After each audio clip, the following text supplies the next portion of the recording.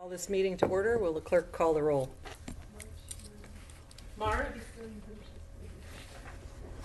Excuse. Cindy? Here. Bob? Here. Nancy? Yes. Kurt? Here. Eric? Here. Jay? All right. Thank you. All right. Would you please rise for the voluntary Pledge of Allegiance? I pledge allegiance to the flag of the United States of America and to the republic for which it stands, one nation, under God, indivisible, with liberty and justice for all. All righty. Moving on to approval of the minutes, we have, hang on just a moment while I put on my microphone. Two meeting minutes to approve, that of March 7th and March 11th. Do I have a motion to approve? So moved. Second. It's been moved by Member Lynn and seconded by Member Strand to approve the meeting minutes for March 7th and March 11th. Is there any discussion? Hearing none, all those in favor say aye. Aye. Aye. Opposed? Meeting minutes are approved. The next order of business is the amendment and approval of this meeting agenda. Do I have a motion? Which meeting agenda? This meeting. Oh, so moved. Second. It's been moved and seconded to approve this meeting agenda. Is there any discussions, additions? Hearing none, all those in favor say aye. Aye. Aye. And opposed? And that passes. The next order of business is public hearings, and we have a public hearing on ordinance 2016-03, an ordinance providing for Chapter 7.04 dogs. Is there anyone that would like to speak to this issue? Oh, I have a question. If a person witnesses a dog desecrating their own yard or the right-of-way in front of their property, can they just call, or is that hearsay? Do they have to have somebody official witness it? I don't know, but we're discussing this later in the agenda. Oh, We can okay. wait for that. If there's no one who wants to speak to this issue, the next item on the agenda is the public hearing on ordinance 2016-04, an ordinance providing for fines in section 1.16.030 fine schedule for violations of Chapter 7.04 dogs. Is there anyone who would like to speak to this issue? Hearing none, we'll move on to bid awards, and the first item on the agenda is the commercial drive-down facility bulkhead loading dock. And Harbor Master Wallen is seeking authorization to award the commercial drive-down facility bulkhead loading dock project, which is probably the longest title we've had all year, to the lowest responsive bidder, which is Tamaco Inc., for a total amount which is base bid plus additive alternatives A, B, and C, not to exceed $1,337,700. Do I have a motion? So moved. Second. It's been moved by Member Lynn and seconded by Member Castro to approve the bid award. Is there any discussion? Yeah, I'd like to have some understanding of what alternative B's and C can give us, and then also what are the ramifications of not awarding B and C? Want me to answer?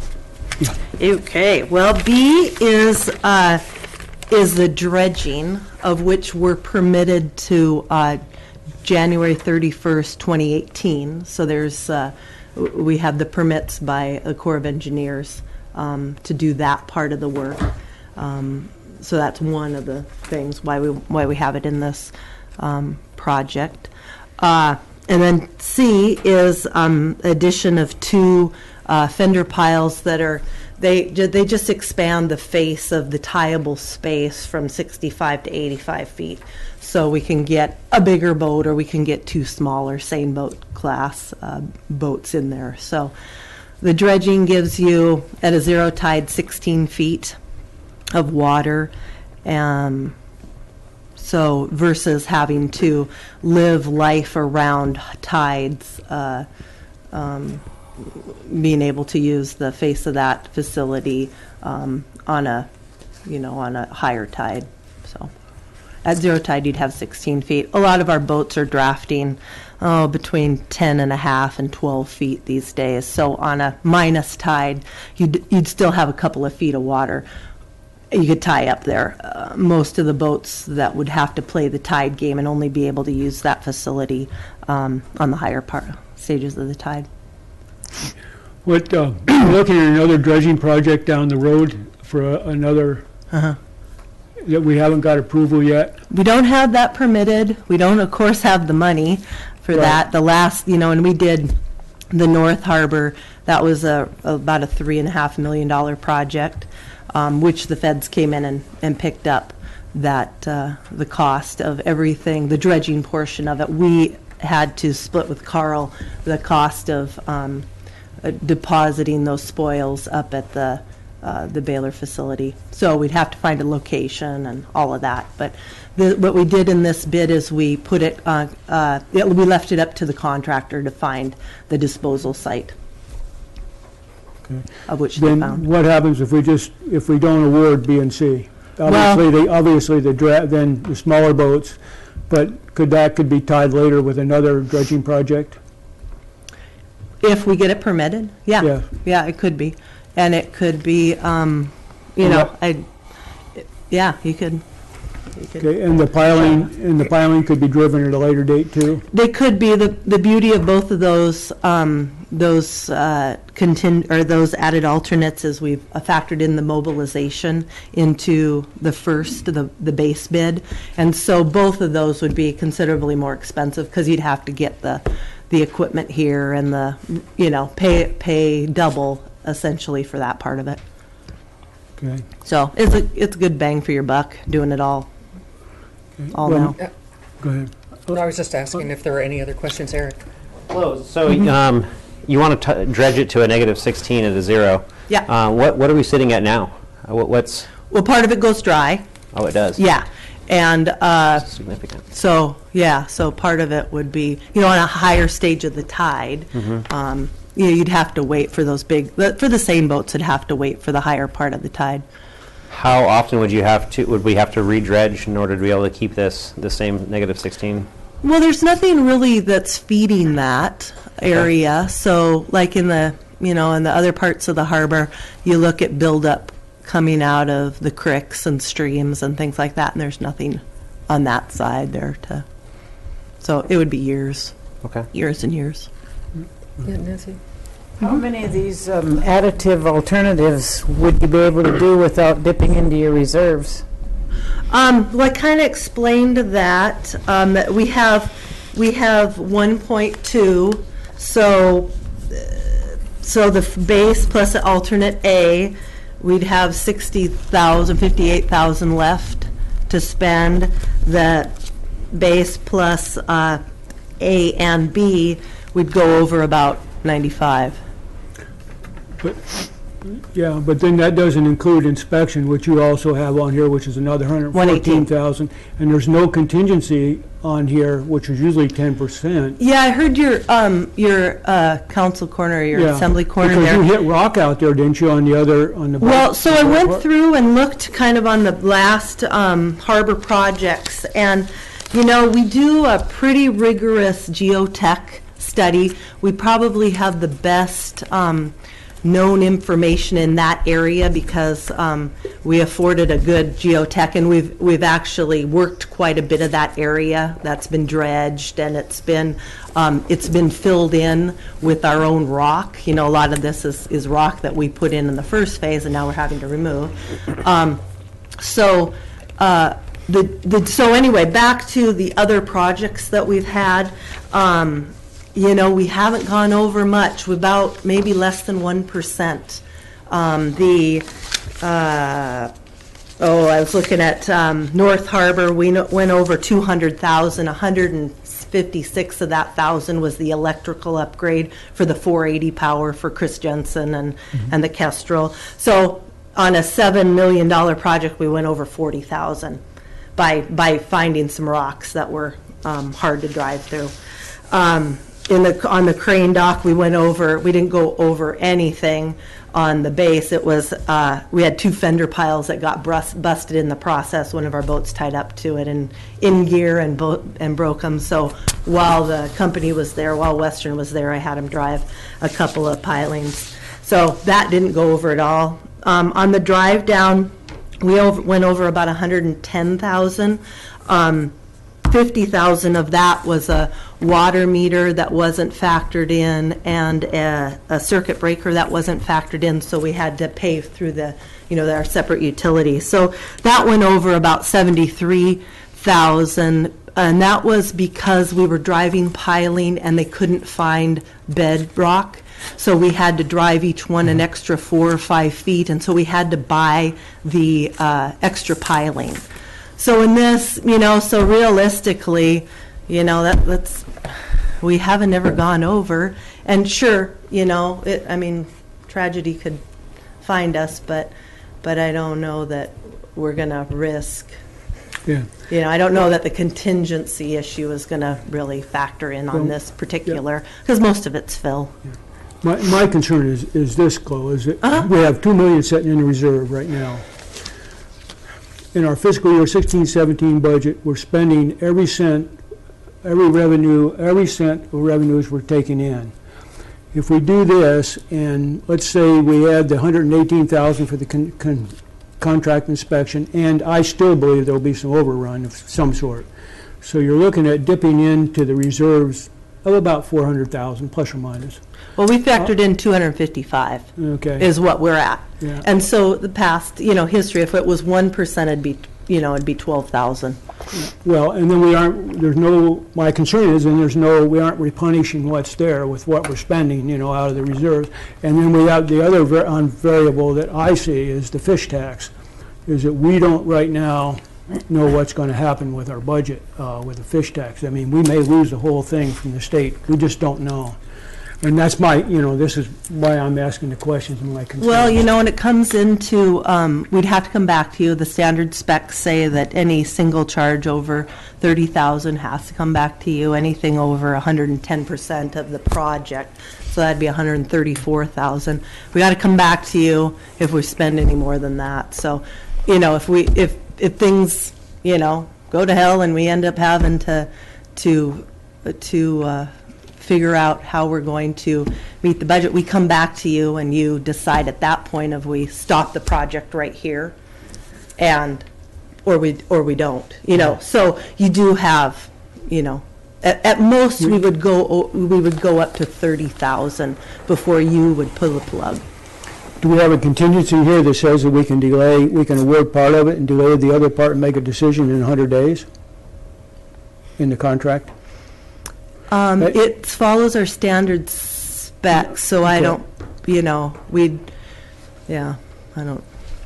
If it's more than 30,000, Steve gets to make that call, and in his history, he always comes back to you if it's any more than 15,000. So and they're required to. They just don't move ahead on things like this. They got to come and tell us before they pull the trigger.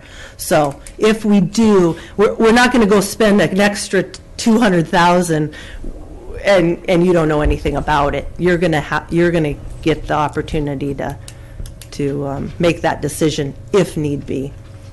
Okay. So Thank you. I'm unsure about Bob, but what's to keep us from just awarding the original bid and saving the other stuff for a later time, or even before the end of the project? May I? Just to echo what Glo said, it's never going to be cheaper to do this now than ever in the future. I mean, she's correct about the mobilization costs. They get pretty extreme for these smaller dollar amounts. Not saying that the issues Bob's bringing up isn't, a concern, but if you're ever going to do this, it's going to be cheaper to do it now than it would be to wait.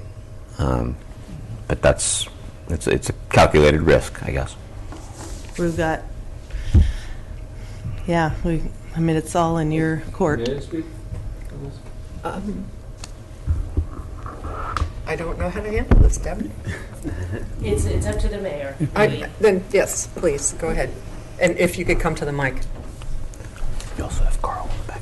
Thank you for allowing me to speak. My name is John Mergus.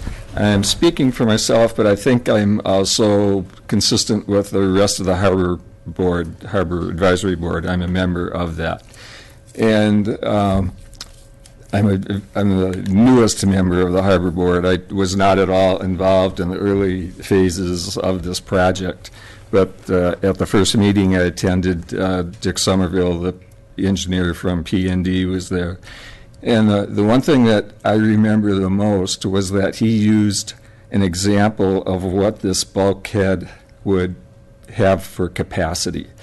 And he mentioned a Manitowoc 4100 crane could stay right on the tip of that bulkhead safely.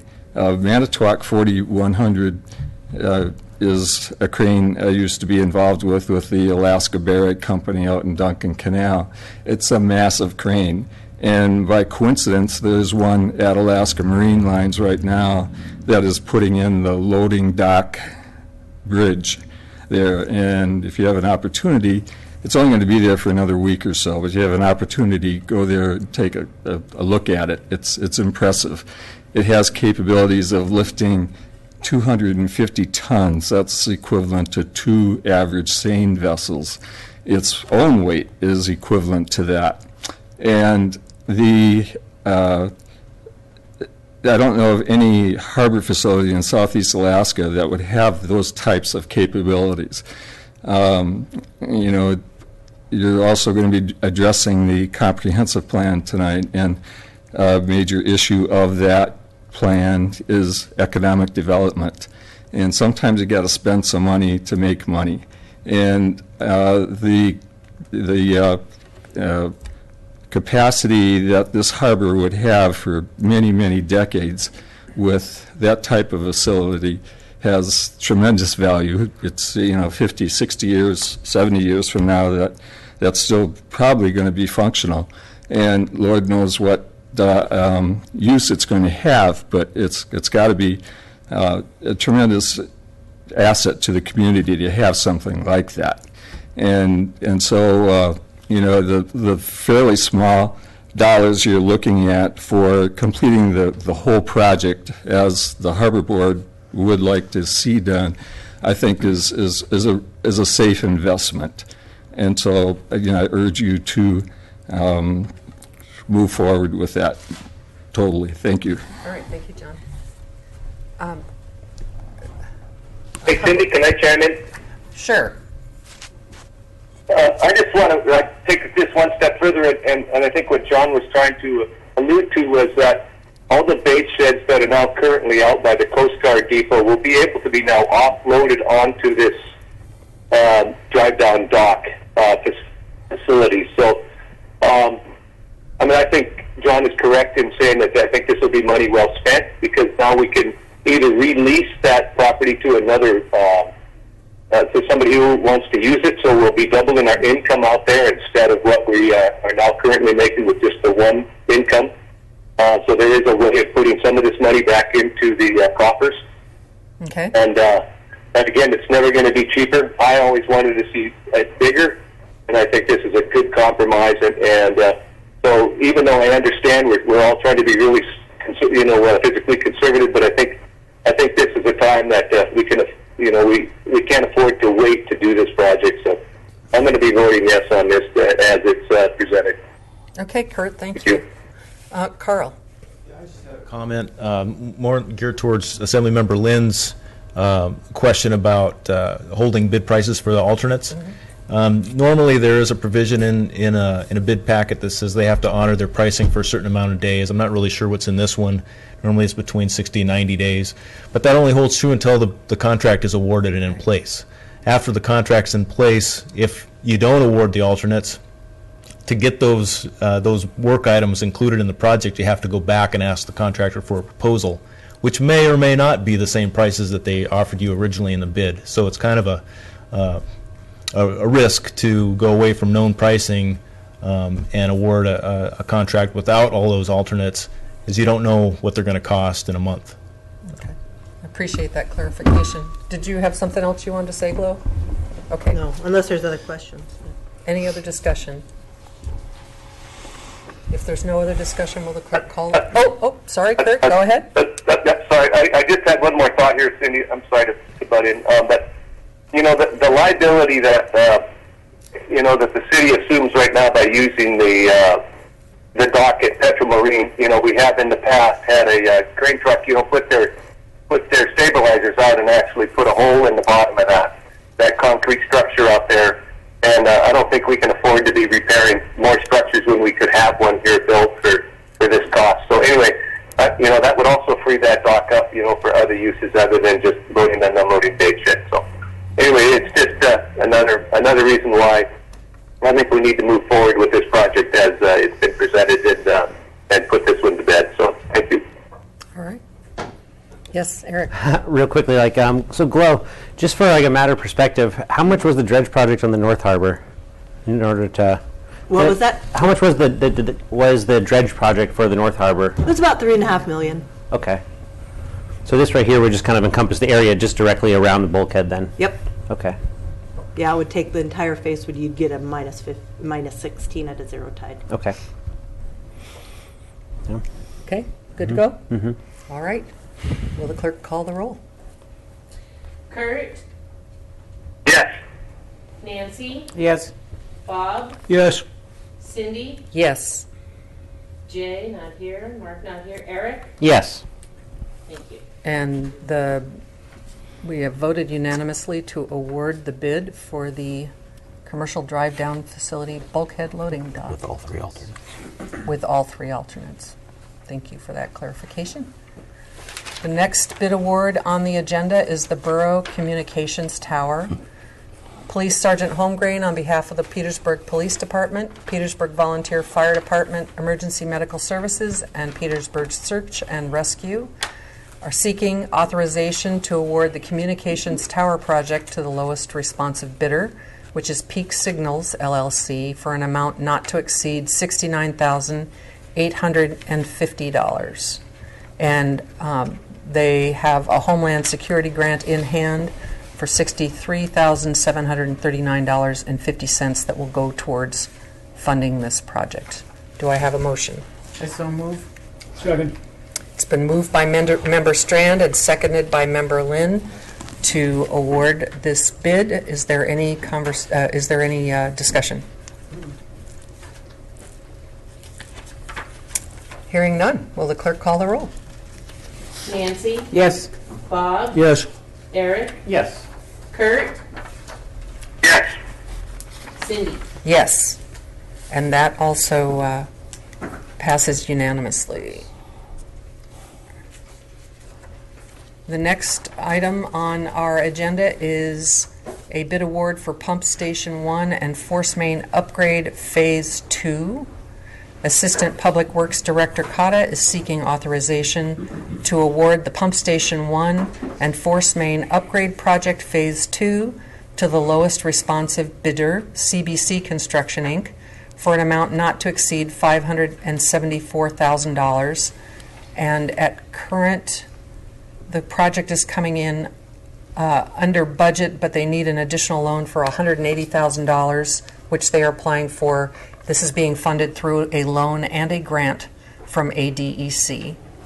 Do I hear a motion? So move. Second. It's been moved by Member Strand, seconded by Member Lynn, that we award this, make this bid award. Is there any discussion? Yes, Nancy. I have a question. Who is CBC Construction? Do we know what the CBC stands for? I don't know what CBC stands for. The owner's name is Chris Bolovich, so I suspect that plays into it somehow. Thank you. Are there any other questions? No. Is there anything else you wanted to share about the project? Oh, well, you mentioned that there was some additional loan funding, and that's mainly just because of how DEC wanted to handle the financing of this project. Originally, we were thinking that it would all be one loan.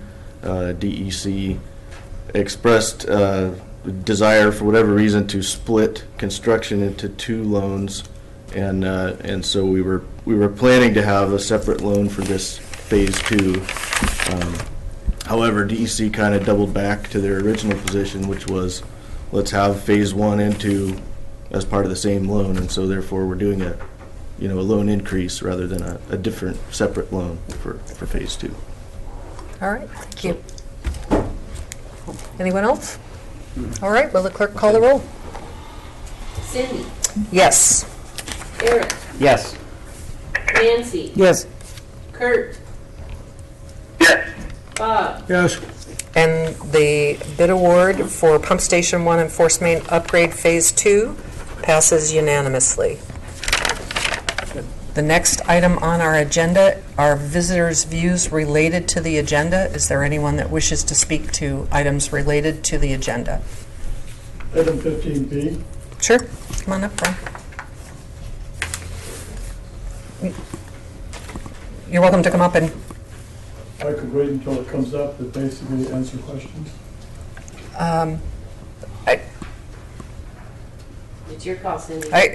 I think that that's going to be a lengthy discussion, so that may be the best way to proceed. Is there anyone else that wants to speak to items related to the agenda? Moving on to visitors' views unrelated to the agenda, is there anyone that wishes to speak on an item? Hearing none, we move on to board, commission, and committee reports. There were none filed. We do not have any consent agenda items or reports of other officers unless someone wants to give one. And then we move on to the mayor's report, which is very, very brief. The first item is a planning commission appointment.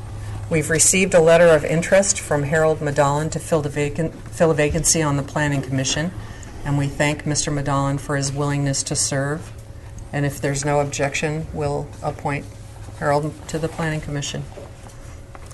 We're also seeking letters of interest for borough residents who are willing to serve on the hospital board. There are 2 vacant seats, and they will serve until October of 2016 municipal election. Letters of interest may be addressed to the borough clerk and emailed to dthompson@petersburgak.gov.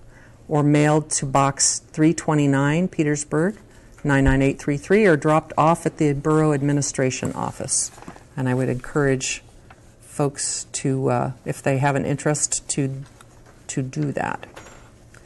The next item on the agenda, and I'm not going to miss you this time, Steve, is the manager's report. Thank you, ma'am.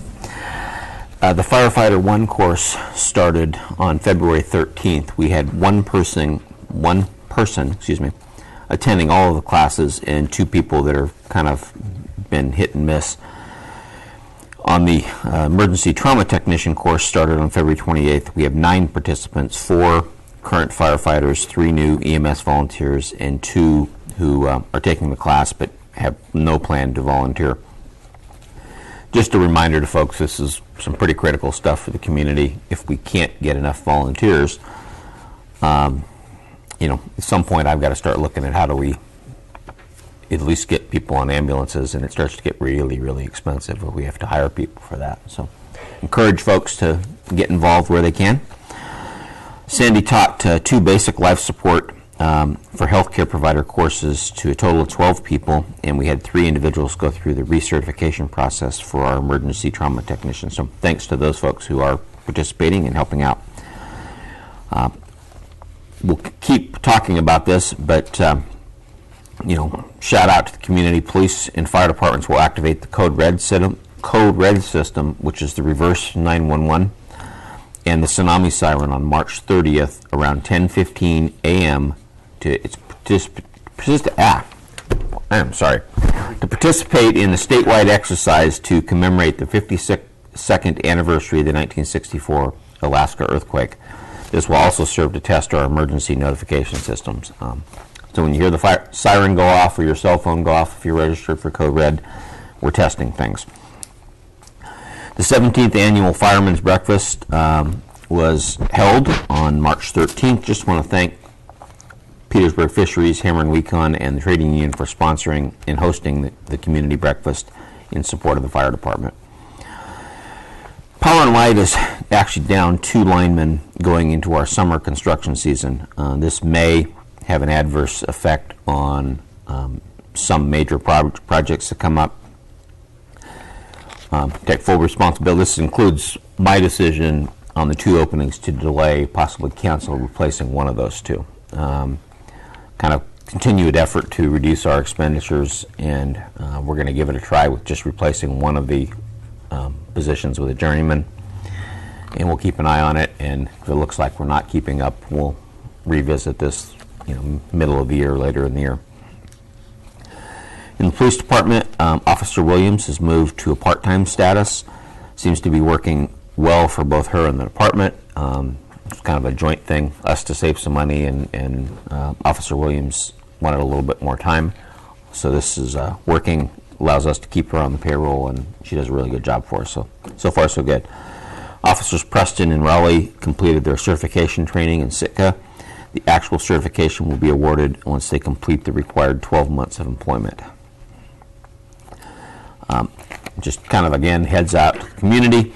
Our evening shifts in the police department, we've been asking them to check, basically do door checks. That's where they walk up and down, Main Street and various places and kind of check, see if doors are locked. We continue to find unsecured buildings and businesses. Folks are reminded to secure their property. It makes it much easier for us to stop the bad guys if they have a harder time getting in buildings. We have 13 people on the assisted living wait list and 3 people on the elderly housing wait list. Wish we could make that thing move faster for folks, but it's kind of one of those good problem, bad problem things. Nice that we have a waiting list, bad that we don't have space for everybody who would like to be in the facility. Our state licensing inspection is tentatively set for May 24th and May 25th up at the Manor. State comes up and checks us out and makes sure that we do everything the right way, and we have traditionally scored well on that inspection. May hear this occasionally in the state, and it does affect us at times too, but Sheilin was able to win a Medicaid fair hearing just recently.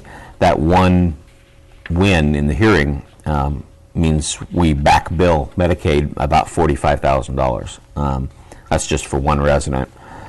So it becomes, these days, it's becoming more and more a part of her and the staff's job.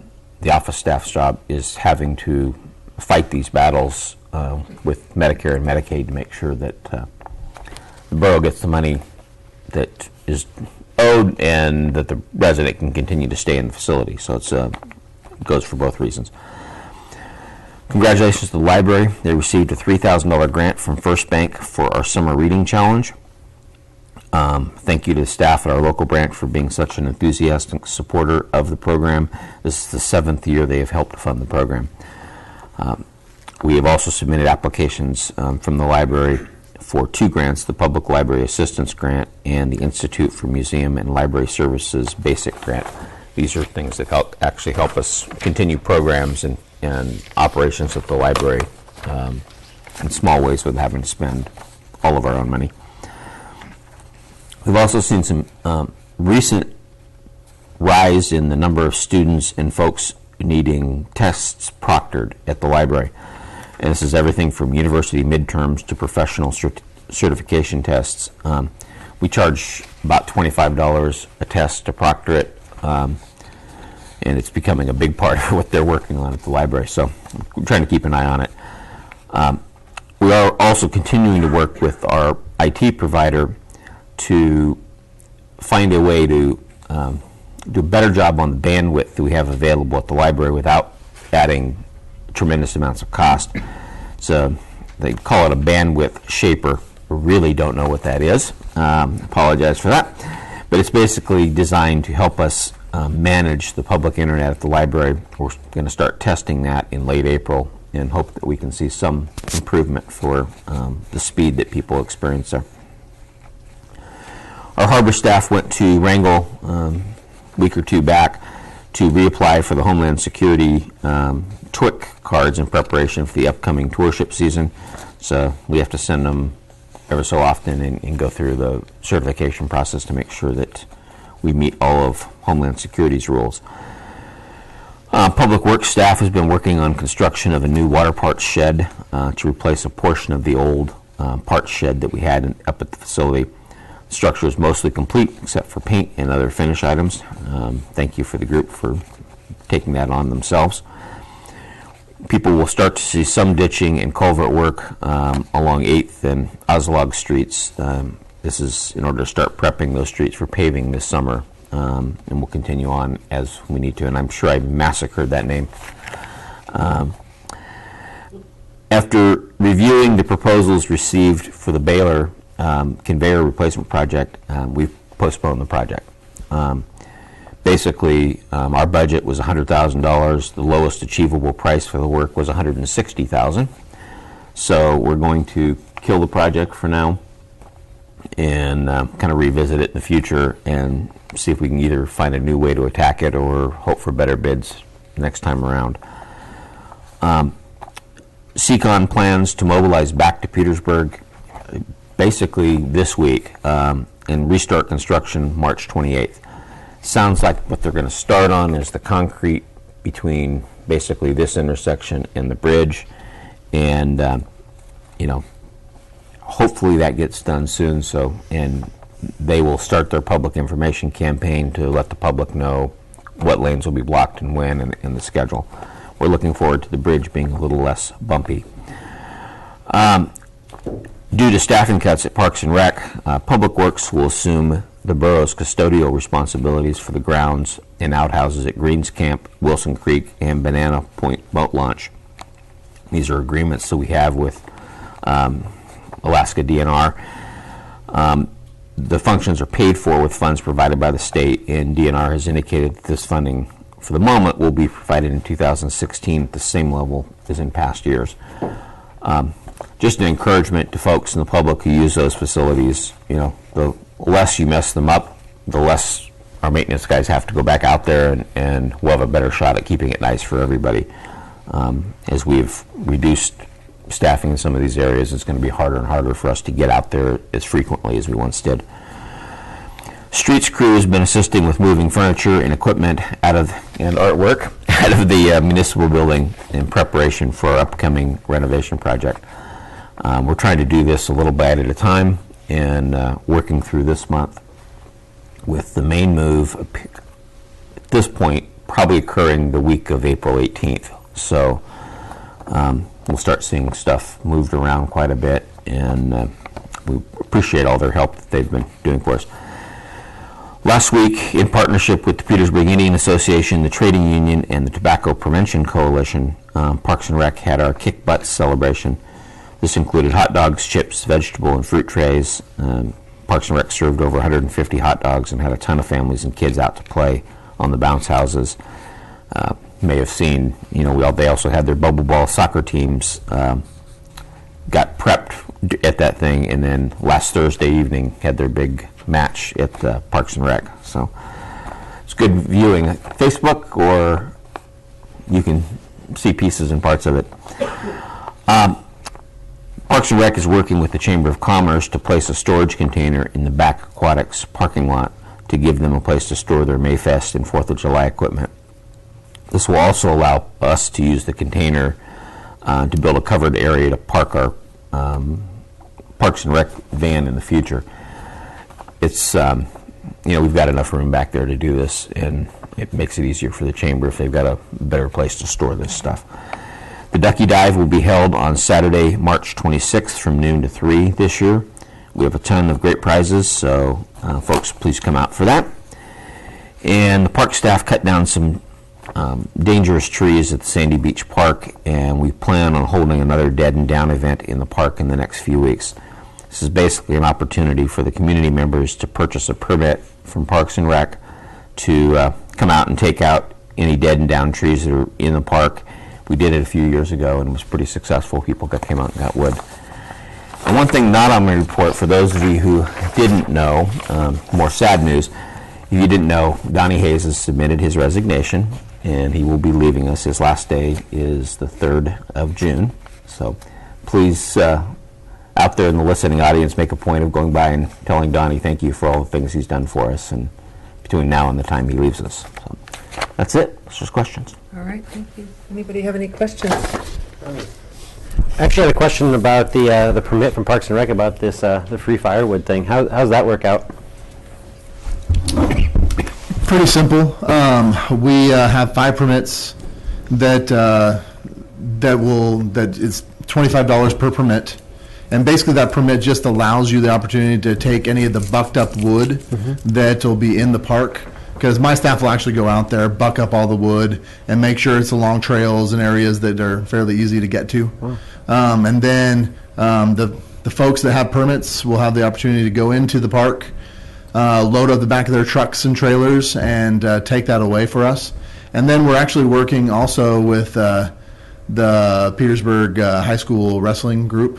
And they're going to come in after all the bucked up wood is gone and help us pull out all the branches and everything else that is in the park as well. And so that'll be a little service project / opportunity for them to make a little bit of money for their program too. Awesome. Sounds like a good community project. Yeah. We did it, it's probably been about 4 years ago. It was a great opportunity for us to clear out a lot of wood, opened up a lot of the trails in the park. There were just a lot of down limbs and trees and things that really allowed us just more opportunity to get inside of the forest and actually enjoy it. So excellent. It's good. Yes, Nancy. I have a question for Donnie too. Is a permit required to gather some of the lichen on the trees? Nancy, if you would like lichen, I'm sure we could get you a whole black bag of it. Great, thank you. Well, and I stopped in at the Kick Butts Day, and the kids were having a great time, and it was packed, and I imagine there were a lot of happy parents at the end of that evening with kids who slept pretty well through the night, because they were having a grand old time in there. It really, it looked like it was well attended and well run, so thank you for that. Yeah, Eric. I have one question for Chief Swihart. I was wondering about if you could remind me again about the certification classes that these 2 officers went through. So the Police Standards Council requires officers to be certified here in the state. Both those guys were lateral officers. They already had training from out of state.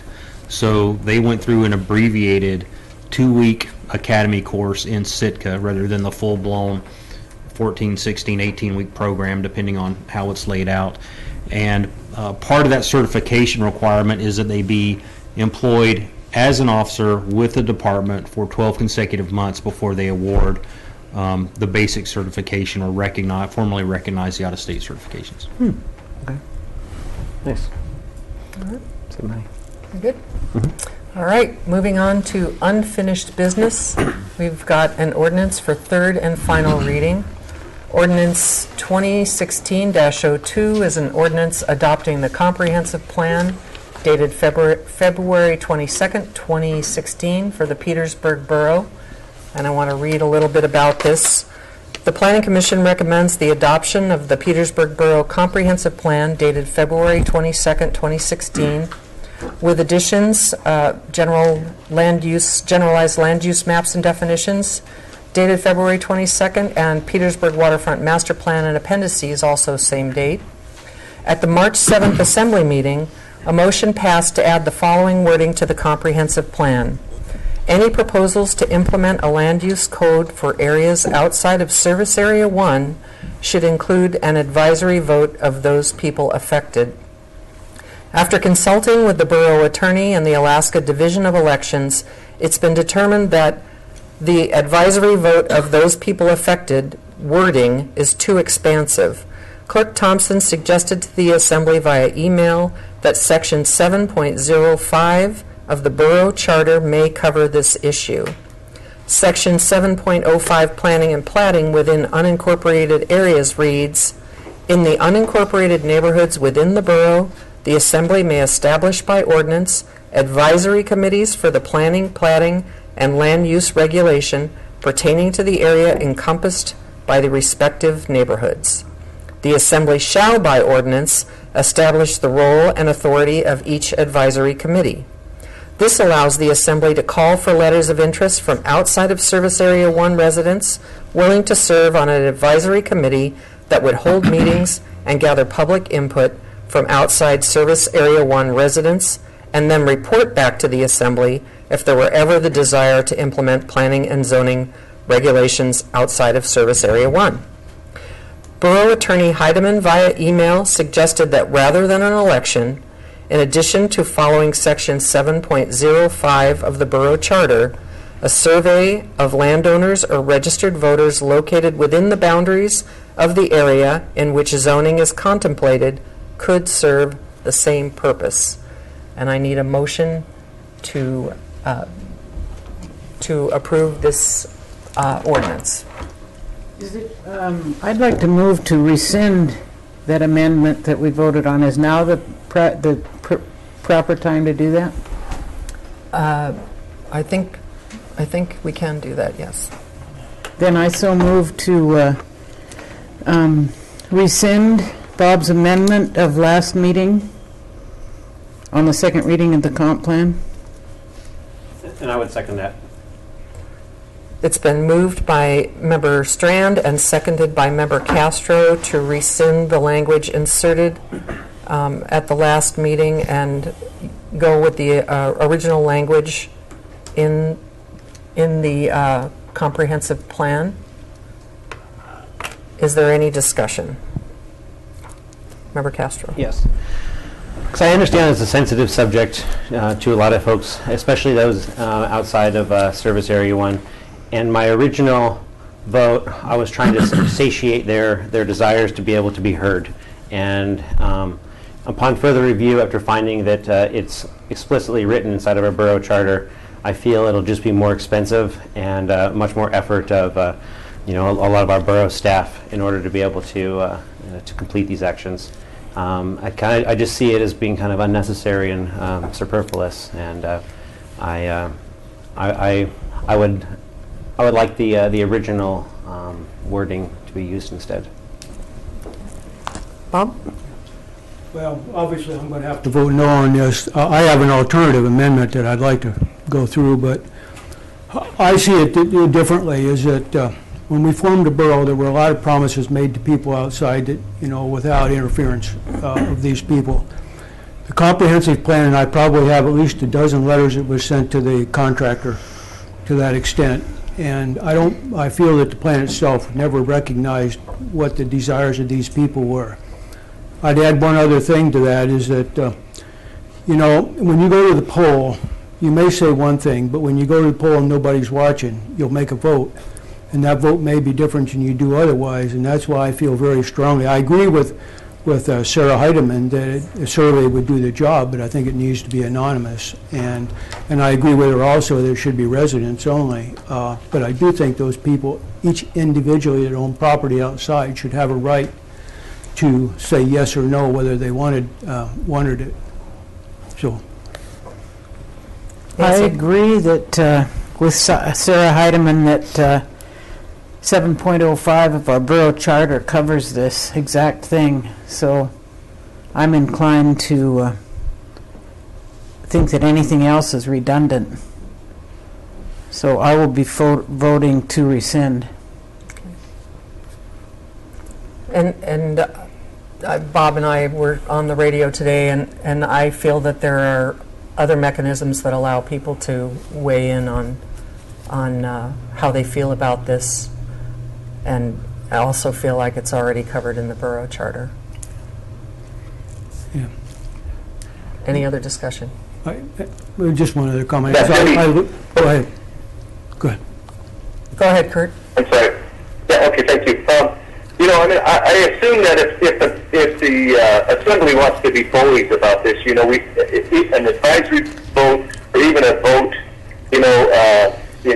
where that costs us $10,000 to prosecute wouldn't make any difference. So I agree with Nancy about this one. I think, even though, I totally understand where Bob's coming from, I don't think it gives them any more level of protection than they already have.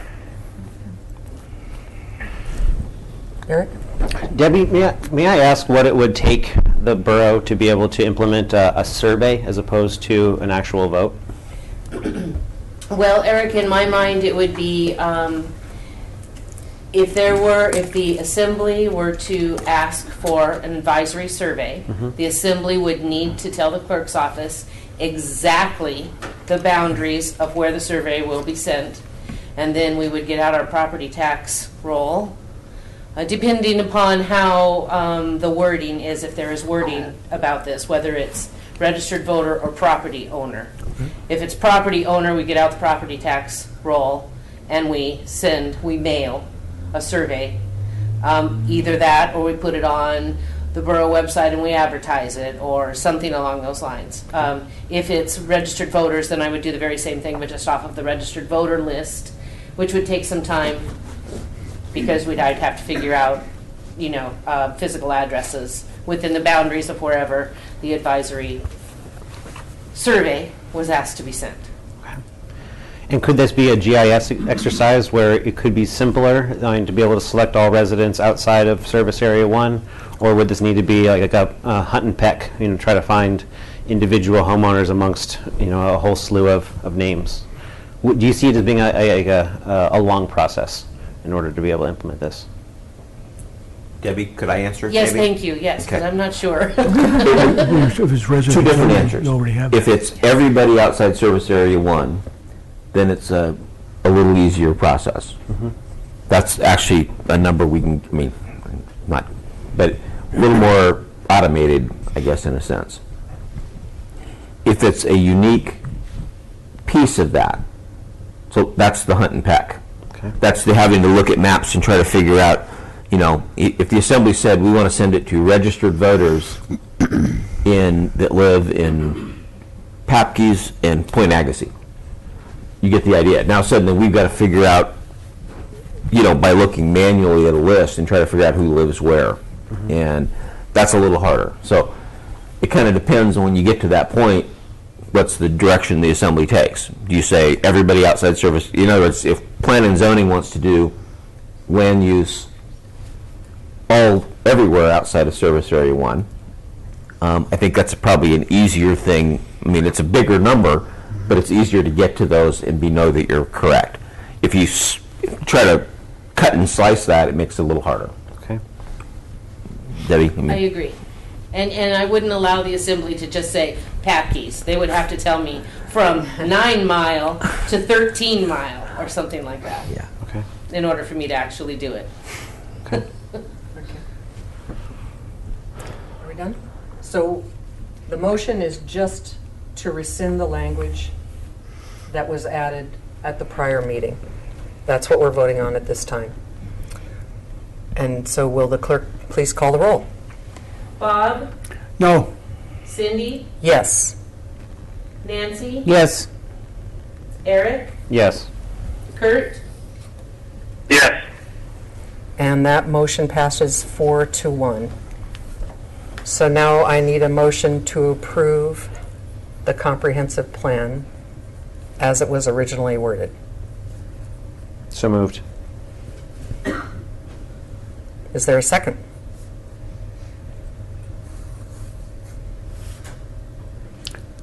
I'll second it. It's been moved by Member Castro, seconded by Member Lynn to adopt the comprehensive plan dated February 22nd, 2016 for the Petersburg Borough. Is there any discussion? Kurt? Good? Okay, will the clerk call the roll? Cindy? Yes. Nancy? Yes. Eric? Yes. Kurt? Yes. Bob? No. And that passes 4-1. Moving on to the next ordinance, we have ordinances for second reading. Ordinance 2016-03, an ordinance providing for Chapter 7.04 dogs, And this ordinance from the City of Petersburg Code to the Borough Code moves fines from code violations to Borough Code Section 1.16.030 fine schedule.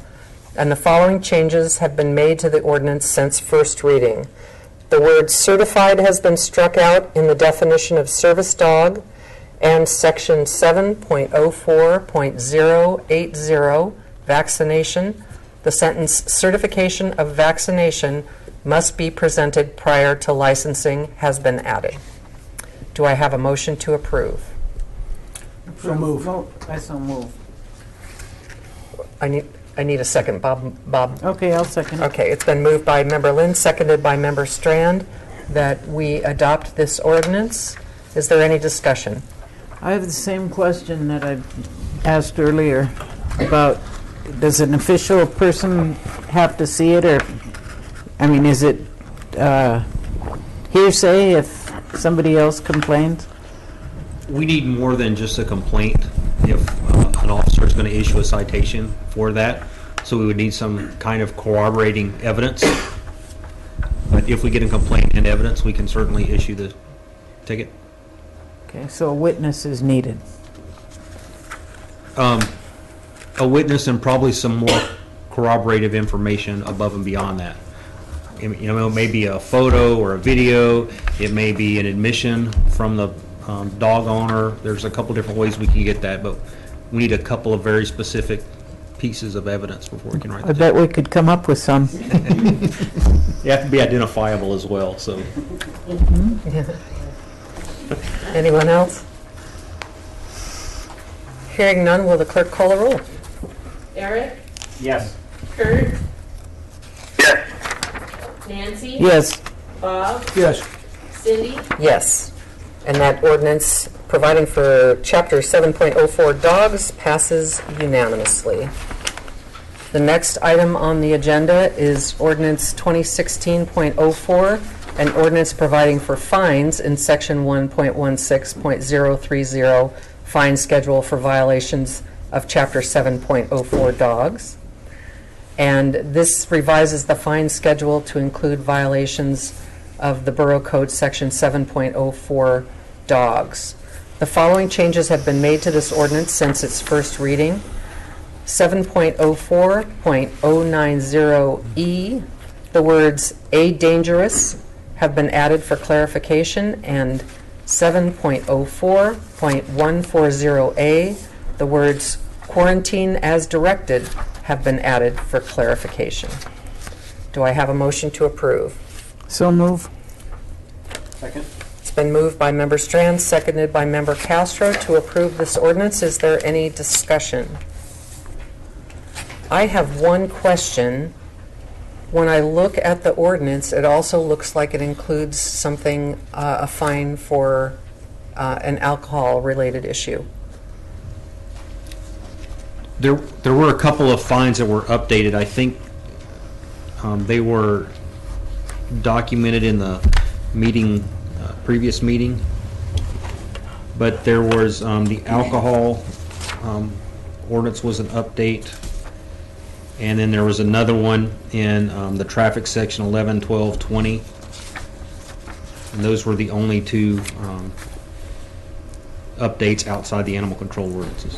If I may, Sure. Madam, Go ahead, Steve. what we're trying to do is put all of the fines in one particular place, so it's going to list dogs in traffic, and it's going to have a pretty comprehensive list. So we keep amending the same ordinance as we add more things to it. So I don't know if that helps explain. No, that's what fine. I the- just wanted to capture that there was some additional information there. Yeah. It wasn't just related to dogs. Yeah.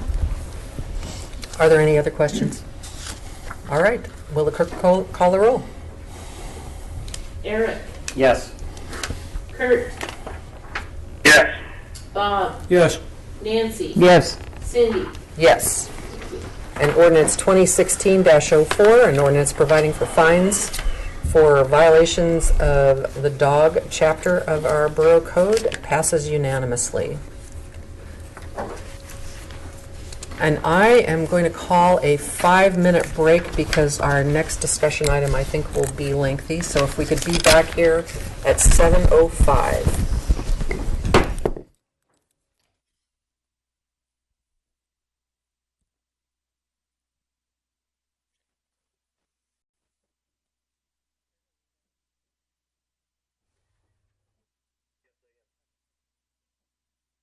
Okay, we'll call the meeting back to order. The next item on our agenda is new business, and we are considering ordinance 2016-05, an ordinance adopting the budget for the fiscal year July 1, 2016 through June 30th, 2017. And do I have a motion to approve? So moved. Second. It's been moved by Member Strand, seconded by Member Lynn to approve ordinance 2016-05. Is there any discussion? Have some discussion. Sure.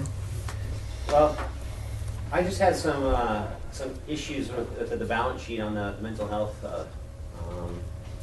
balance, and one thing that I kind of looked at right here, I was wondering if the asset. Oh shoot! Sorry. Breaks. While you're doing that, Eric, let me read the overview so the public knows. Ordinance 2016-05 provides for the borough's FY 2017 operating budget. Since the presentation of the proposed budget on March 1st, 2016, the following amendments have been made. $180,000 in the current fiscal year 2016 wastewater budget for the Haugen Drive sewer lines may not be incurred until later in the summer, and therefore has been added to the FY 2017 budget, along with another $30,000 requested for potential cost overruns, for a total of $210,000. And then attached to this agenda item are also the balance sheets requested by the Assembly from the entities asking for funds from the 2017 Community Services budget, and those are the Chamber of Commerce, Clausen Memorial Museum, KFSK, Mountain View Food Service, Petersburg Mental Health Services, and WAVE. Petersburg Mental Health has revised their funding request since March 7th meeting from $85,000 to $75,000, asking that the Assembly consider providing the $10,000 balance of the original request to WAVE for FY 2017. You ready to go now? Okay, yes. So I had a question about some of the balance sheet for mental health. I was wondering if, here it says the assets are approaching $900,000 that you guys have sitting in the bank.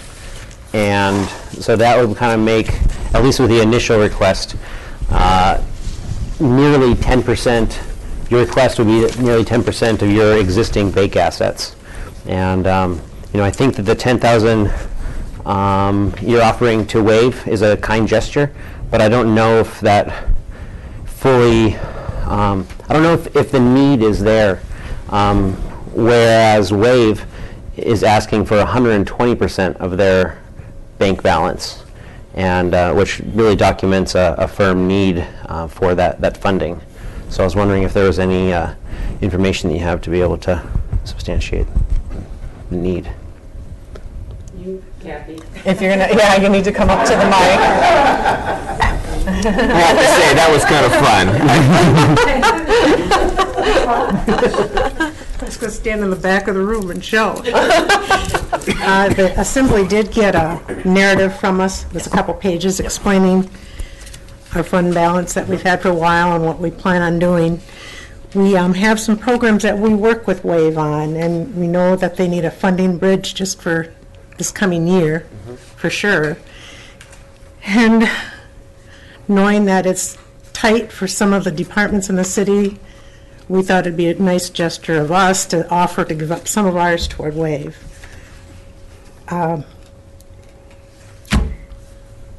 They need it to get through the year, yes. We need it, though, for future to keep up our services the way they are. Although there's nearly $1 million in the bank. 22 years worth of savings. Absolutely, absolutely. I'm not downplaying that one bit. That's solid investment, and What I can say is, if the state, they don't know what they're going. You guys are all familiar with what's going on in the state.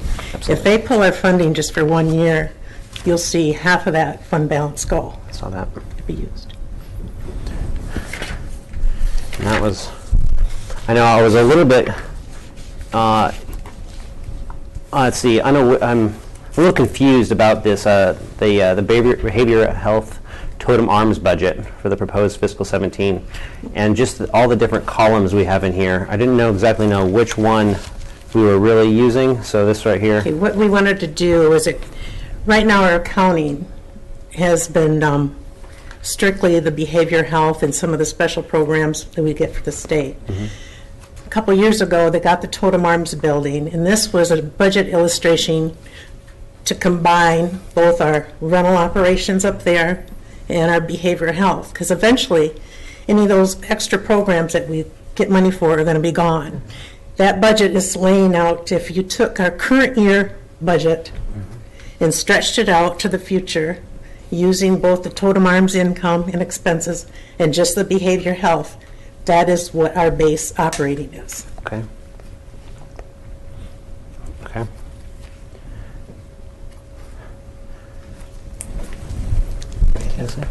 So Kathy, if I'm reading this correctly, then what you're seeing is a fairly substantial reduction in your revenue from FY16 of $834,000 to roughly $580,000 in 19. Am I reading that properly? And that's correct. And if I may, I think in conversations with Susan, I think you've reduced staff. Is that correct? We I think have. there's also a grant that's retiring. Susan could speak more to the grants if they're even going to. I know that they're saying submit an application, but there's no guarantee there's going to be anything there. But yeah, probably 3 years ago, you're talking anywhere from 12 to 14, 15 employees. We're down now to where we have 6 to 8. We have 6 full-timers, and we have a bunch of part-timers that come in and work up a couple other positions. Okay. Did you have a question, Bob? Yeah, I have one for Kathy. Looking at the grants for fiscal year 16 on your ledger sheet, I went back and looked online from the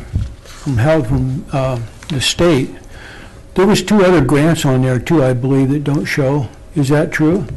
There would have been we got a capital grant to help with the Totem Arms building. That was prior to me getting there. They were in the last year of it. There was $100,000 from Mental Health Trust. That's reflected in our current year budget. I don't know of any other programs.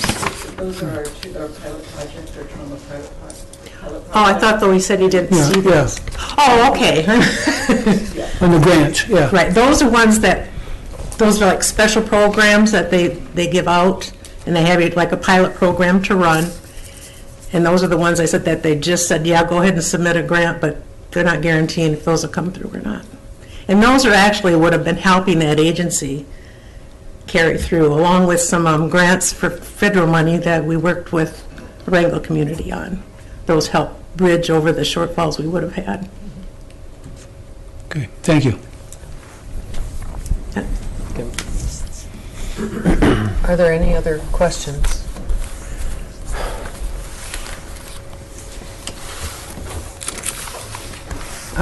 I think it's kind of a milestone for someone to Ask for less. right, and I think we should go along with this. Maybe nobody here has ever needed any mental health help, but I think that it's a needed service. And plus, when they get their new building ready for use, it will represent a cut in rent anyway, right? So I think it should be approved. Can we, looking at it in total, with everybody, you're thinking then, Nancy, that everything needs to be approved as is? Yes. Well, with the $10,000. And that instead of 47, 10,000 would go to waive? Right. Isn't that what we're working on? Yes. And then we need to find another $37,000 to help fund WAVE throughout this year? To my understanding, they are hoping for a grant in September, They are applying for a grant in September. They have said that partial funding would help them even if they couldn't get full funding. It's not an all or nothing proposition.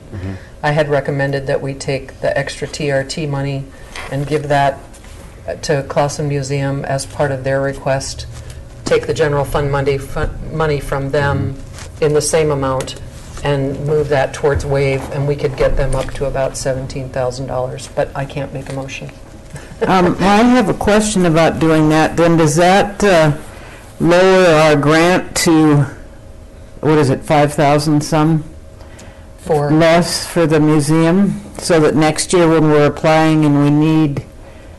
No, it's just coming from different pots of money. They have demonstrated that they have visitors that come, 3,000 visitors a year that come. I understand that. Does it indicate that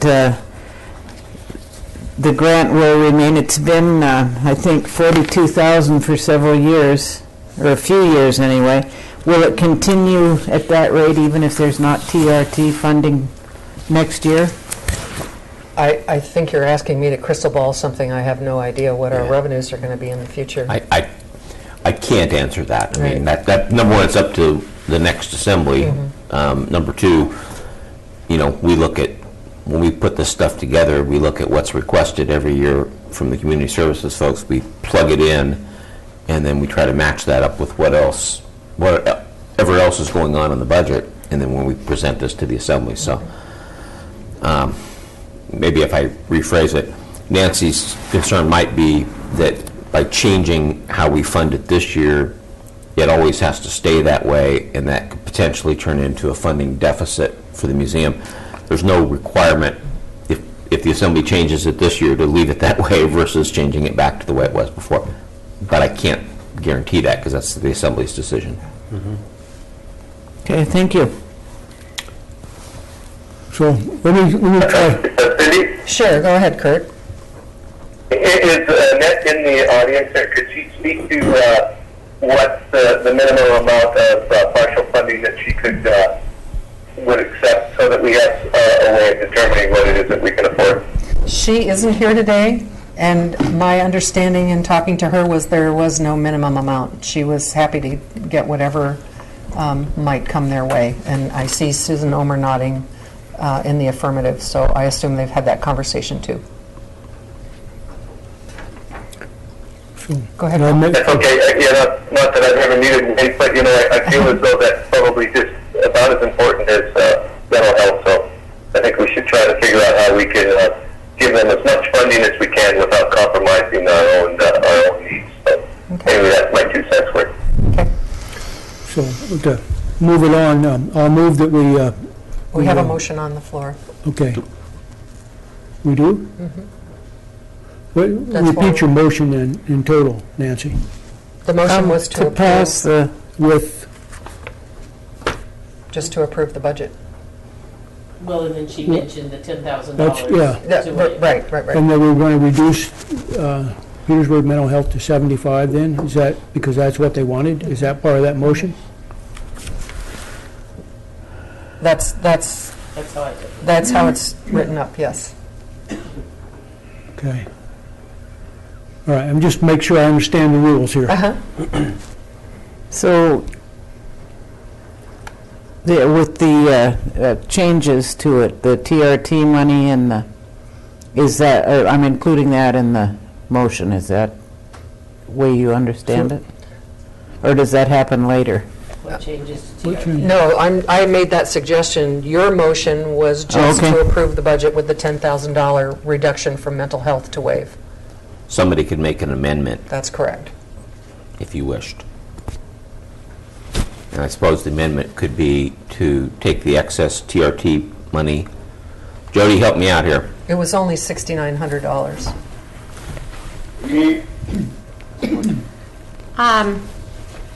There was $6,900 at the end of this last, or $6,700 at the end of this last fiscal year. There's actually approximately $15,000 next year that they'll have extra in the TRT fund. So you could fund the museum $15,000 from the TRT fund, and that $15,000 would be freed up in the general fund to fund waived, so their total would be 25,000 if you so chose, or any other amount, under 15,000.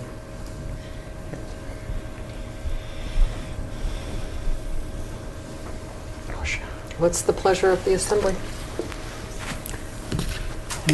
There was a motion on, I'm not in favor of amending her motion. Is there any other discussion? I feel that as kind of a gesture as the $10,000 was, that perhaps we should think about funding WAVE a little more thoroughly and split the difference perhaps. If there was a way, since whether or not we can't look into the future and figure out base all of our decisions off of future funding for the state, because that just looks dour for all of us. But I feel that if we were to try to come to a healthier agreement that would allow WAVE to function for up until perhaps September, when this potential grant would come through. I guess $25,000, it's not quite a fiscal year. Would mental health services be willing to add more of or take a slightly larger cut from their $85,000 request? Or is the very generous sum of $10,000 the top that can be donated away?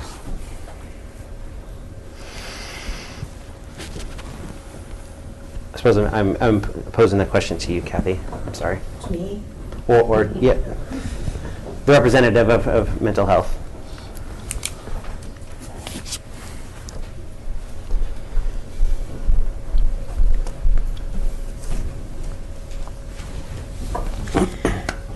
I can't really speak for the board. What were you thinking of? I mean, we obviously could use whatever we can get. Absolutely. But we do want to see WAVE stay in existence. Mm-hmm. I don't know. Susan, do you think the board would be acceptable to that?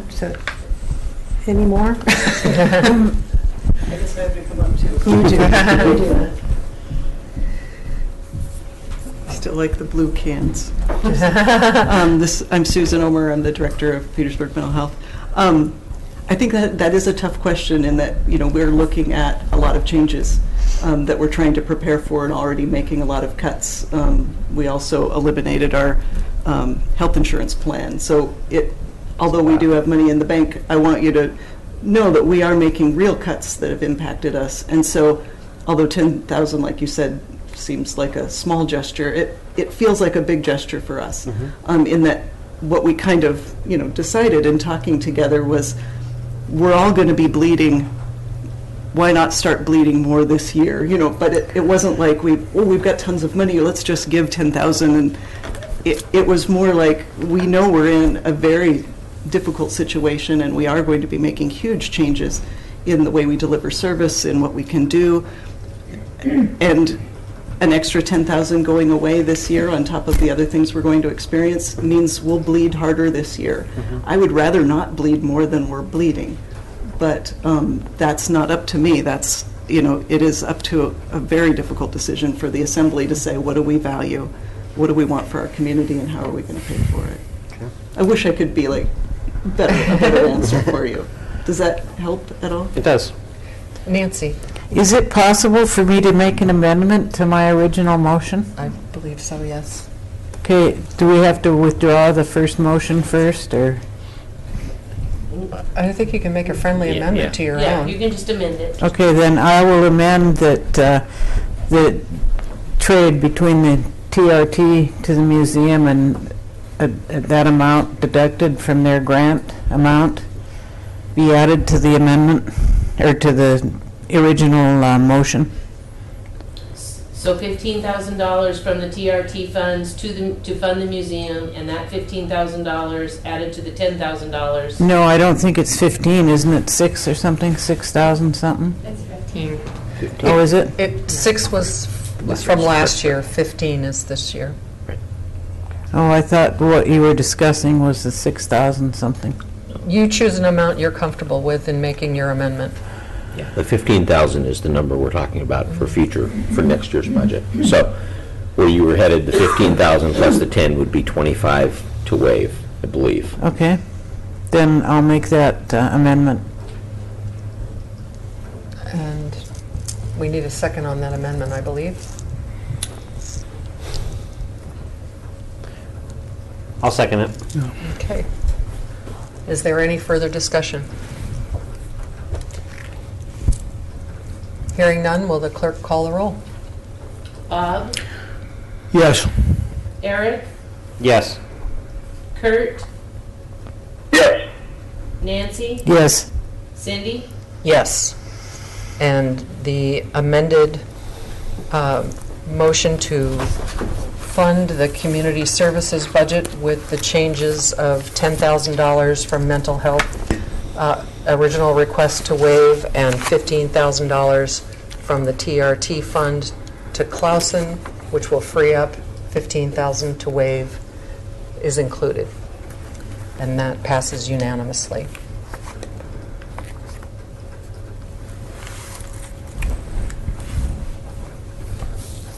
So have we moved through that one? Okay. Make sure I'm not leaving a piece out there.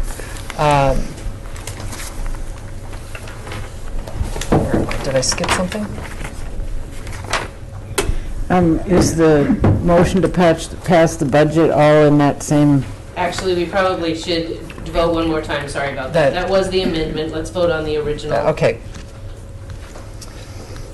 So I need a motion to... That motion is on the floor, I believe. Yeah, we have it already. That's correct. Okay. All right. So here we go. Eric, Yes. Kurt, Yes. Nancy, Yes. Bob, Yes. Cindy. yes. Thank you. Ordinance 2016-05, an ordinance adopting the budget for the fiscal year July 1st, 2016 through June 30th, 2017 is adopted unanimously. The next order of business is Resolution 2016-09, a resolution declaring Saturday, May 7th, 2016, and Saturday, October 8th, 2016, as sales tax-free days in the Petersburg Borough. And I know that Mr. Lesh wanted to speak to this or would be available to answer questions, but we first need a motion. So move. Second. It's been moved by Member Lynn, seconded by Member Castro to adopt Resolution 2016-09. Is there any discussion?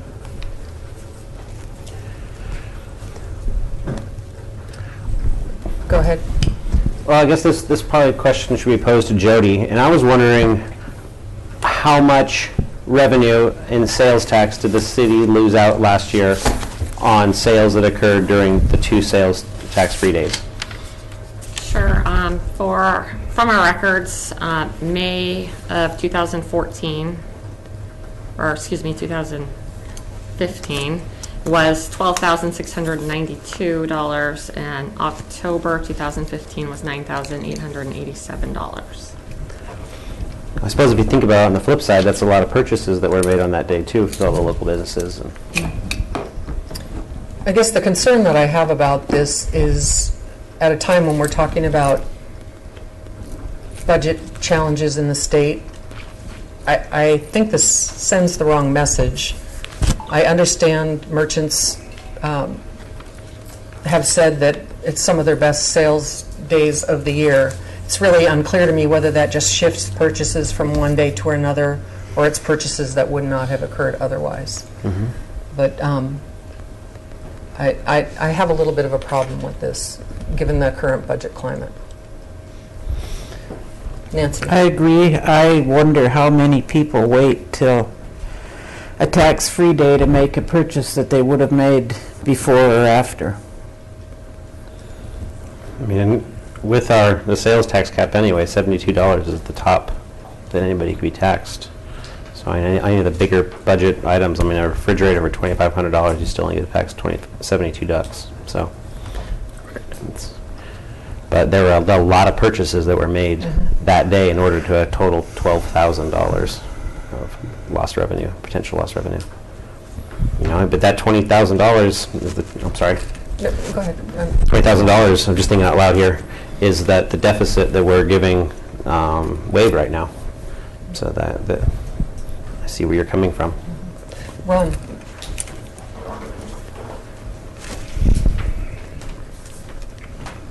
I'm Ron Lesh, representing the Chamber of Commerce. The biggest comment I hear from merchants as far as lost sales locally is the effect of the internet. People actually go into retail stores, look at the product, go home and buy it online. These are two days when we have been successful in drawing in local shoppers into the local businesses. And as you can see, it reflects a lot of sales on those 2 days. I cannot address the issue of whether it's delayed sales or not. We have no way of tracking that.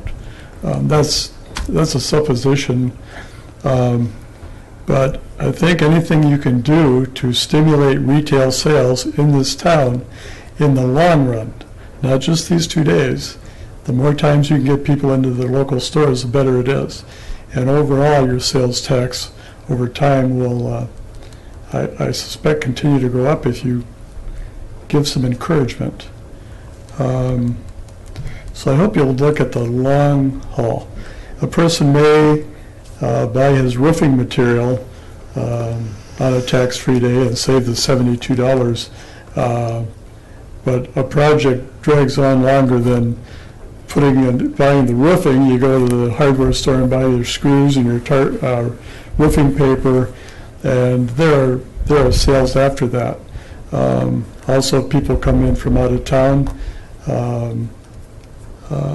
You would still potentially collect bed tax if people did stay at a hotel. So I hope you look at the long view of it. It's not just these 2 days. It's the stimulus to the economy, which in the long run, the town and this body would benefit from. Thank you. Anyone else? Hearing no further discussion, will the clerk call it? I'm sorry, Donnie. I hope you guys don't mind that I just kind of butt in a little bit on this one. As a department that honestly a lot of times relies on the local businesses time and time again to put on activities. Last week's a perfect example by putting on our Kick Butts Day. The trading union donated most of the food that was provided for the community on that day. We have sponsors for our races. The 4th of July events are sponsored by these local businesses, many of them. And that money comes into my department time and time again to make sure that we have wonderful activities for the kids, adults, for the community in general. And that's important for our community. It's important for us to get together. It's important for us to have recreation opportunities.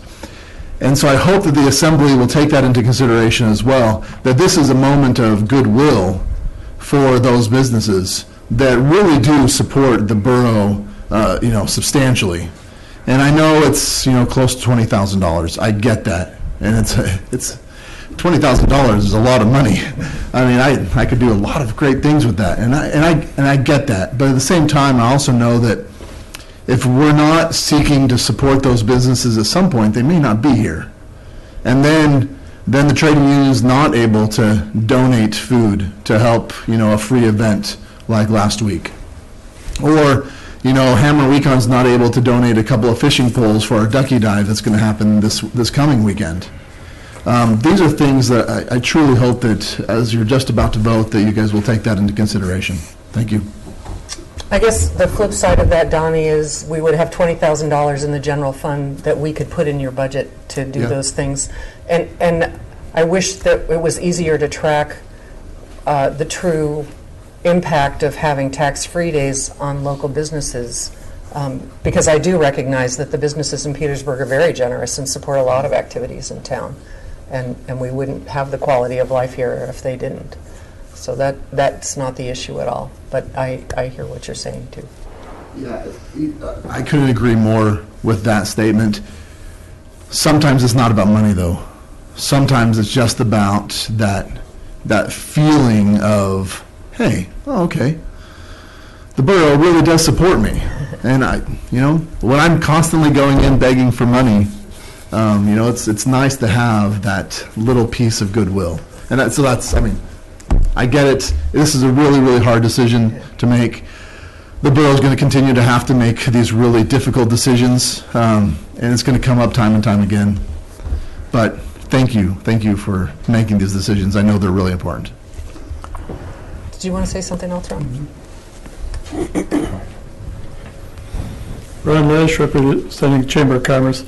This is the time when we ask for a punt, maybe. If you don't think you can support 2 tax-free days, could we go for 1 rather than take it all down? After listening to Donnie, I'm afraid I'm going to have to agree with him. The goodwill goes a long way. And maybe it'll encourage more people to shop locally than at Amazon Prime, which I do not have, by the way. So I'm going to have to agree with Donnie's. Okay.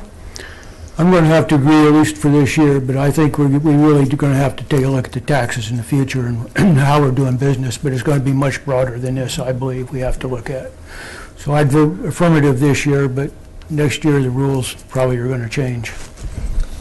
And Donnie, I thank you for your impassioned speech. That was moving and really helped kind of change my view too. I'm guilty of too much online shopping, and I do value the tax-free days and everything that the community has for all of the things that you need today.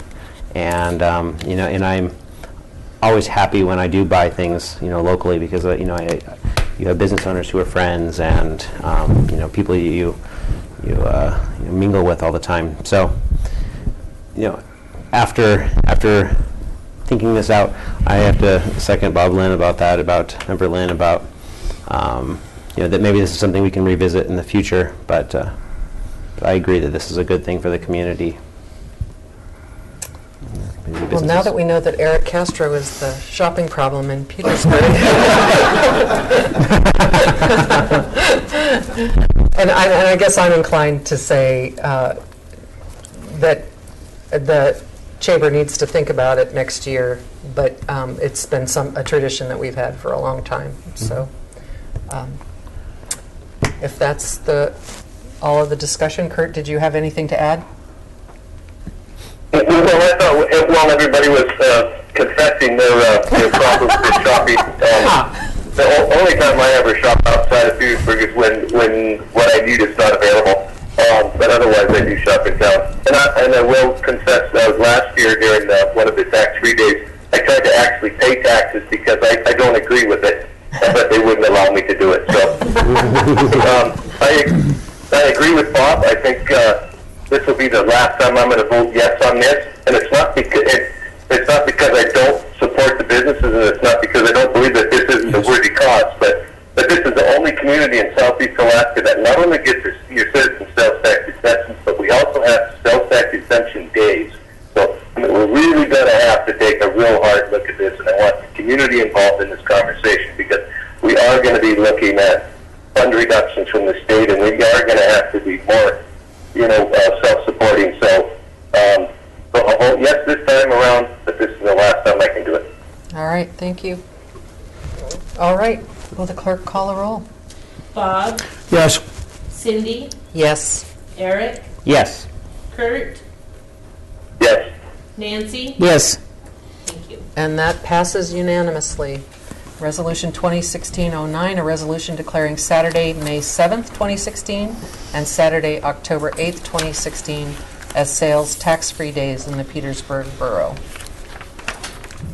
Moving on, the next item on the agenda is the Bulkhead Loading Dock Project Contract Administration and Inspection Services. And this is, Harbor Master Wallen is seeking authorization to contract with PND Engineers to provide contract administration and inspection services on the commercial drive-down facility bulkhead loading dock project for a total amount not to exceed $117,905. Do I have a motion to approve? So move. Is there a second? I'll second. It's been moved by Member Lynn, seconded by Member Castro to approve this project. Is there any discussion?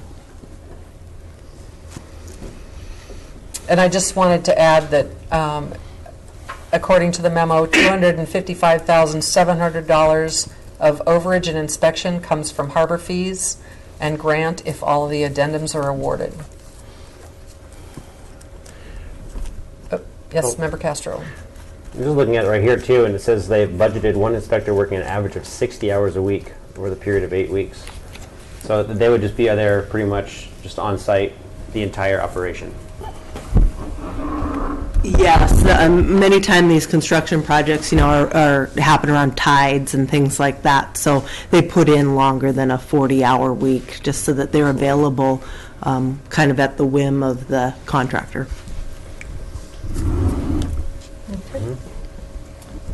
Will the clerk call? Yes, go ahead, Kurt.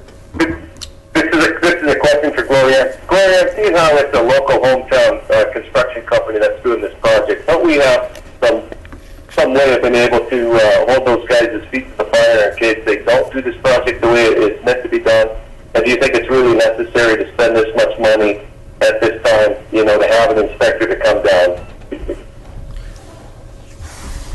This, this contract, I don't know about the local hometown part, but this requires an engineer firm to oversee these kind of projects. And so, it's been historically, we contract with an engineer to do this oversight for marine construction. Yes, Nancy. Are there other inspectors around that aren't quite so expensive as the design firm? They all will charge roughly 10% of, and that's pretty much what they're charging. That's a kind of the going rate of oversight for marine construction. These aren't really run-of-the-mill guys. Anyone else? All right, will the clerk call the roll? Cindy, Yes. Bob, Yes. Nancy, Yes. Kurt, Yes. Eric. Yes. And the 16-067 bulkhead loading dock project contract administration and inspection services passes unanimously. The next item up is item 16-068, draft RFP for the municipal building renovation project on-site construction administration services. Manager Giesbrecht is requesting authorization to advertise a request for proposal for on-site construction administration services for the municipal building police department remodel project, and we talked about this at our last meeting. Do I have a motion to approve? So move. Second. It's been moved by Member Strand, seconded by Member Lynn. Is there any discussion? Do you have questions? Good? No. Okay. Good. All right. Hearing none, will the clerk call the roll? Nancy? Yes. Kurt? Yes. Cindy? Yes. Bob? Yes. Eric? Yes. All right, and 16-068, the draft RFP for municipal building renovation project on-site construction administration services passes unanimously. And I have to compliment you on the titles of your items. You're really getting creative there. They're tongue twisters. The next item up for consideration is 16-071. An RFP for Public Safety Communications Systems upgrade. Chief Swihart is seeking approval to advertise a request for proposal for an upgrade to the Public Safety communication system, and this includes contract administration. Do I have a motion to approve? So move. Second. It's been moved by Member Strand, seconded by Member Castro to approve this RFP.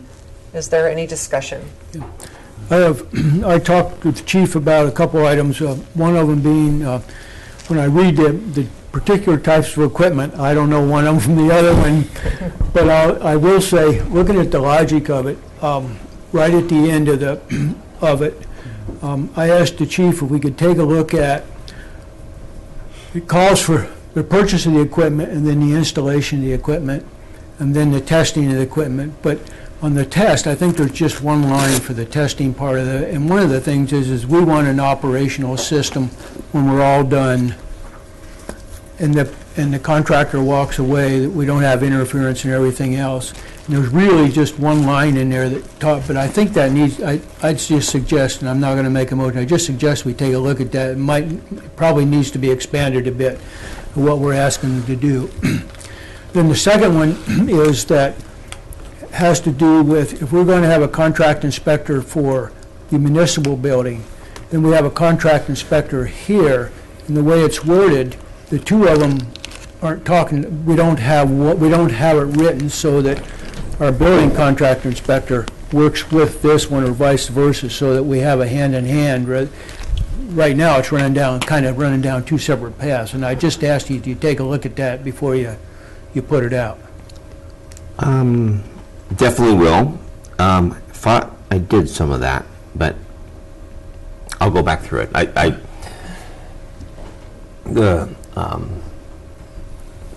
This RFP that the Assembly is considering right here is a combination of equipment as well as actually consulting and implementation. And it crosses paths with the building in certain ways, not in the big picture, but particularly in the dispatch area and some of the wiring components that have to go into it.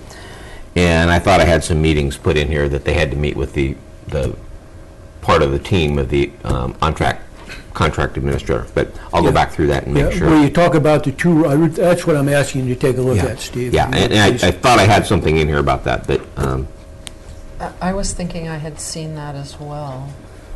I believe there is a requirement for meetings. In my conversation with Bob, if I can just jump in here real quick. Sure, please. I think, and correct me if I'm wrong, but your concern was with the finished product, making sure that it's up to speed. Yes. One of the things that I thought about after your question was that the RFP as presented will include the first year of wraparound maintenance. So any deficiencies that we identify in that first year, the fix is included. And after that first year, we need to look at how we're going to address maintenance subscriptions, ongoing preventative maintenance, dealing with upgrades, updates in software, things like that. But that first year, it's all covered from my understanding. I'm looking at section 5.0, duties and responsibilities. Yes, there it is. Says the police technology contractor will be the borough's primary representative on matters related to this portion of the overall project and shall combine the necessary skills to coordinate among the police chief, borough manager, architect, and all other contractors, monitor the construction, record all activities, and manage the flow of needed information between parties, and otherwise work professionally to ensure that the indicated facilities are being constructed as designed. The PTC will meet with the Petersburg Borough Police Chief to appraise him of the project progress and issues of concern. And then there's some spelled out things. Do you want something more than that? Yeah, what I'm suggesting is that meeting, or that person also ought to, the contract inspector for the municipal building should also be included as part of this, is what I'm suggesting. Okay. And I'm just saying, take a look at the wording if you would. sure, we will do that. And actually, I think under the construction phase services, the very last bullet item says involve the architect, police chief, and other building contractor as required. I can stick some language in there that specifically mentions the contract Okay. administrator. Okay. Any other discussion? Will the clerk call the roll? So we will be approving this RFP as amended. Or, I mean, with the, I don't think it was Yeah, there's not really amendments being put forth other than Clarification. I'm going to clarify some things. clarification, okay. Kurt, Yes. Nancy, Yes. Eric, Yes. Cindy, Yes. Bob, Yes. thank you. And item 16-071, the RFP for Public Safety Communication System Upgrade passes unanimously. The next item under consideration is a scheduling issue. The April 18th, 2016 Assembly meeting. With the Finance and Administration offices moving desks, files, computers, and et cetera from the municipal building to PIA the week of April 18th through 22nd, Clerk Thompson is requesting that we reschedule or cancel the April 18th Assembly meeting due to the move. The weeks prior to move week, we'll be busy with packing and moving as well as everyday duties. And if we choose to reschedule, it's requested that the meeting be held prior to April 18th rather than the week following the move to ensure the Borough recording system is up and running properly and the clerk's office has the time and equipment necessary to put together the meeting packet. If the Assembly chooses to cancel the April 18th meeting, the next meeting would be May 2nd. If I may. Sure. This is more me than it is Debbie. She's being nice and trying to take responsibility for this.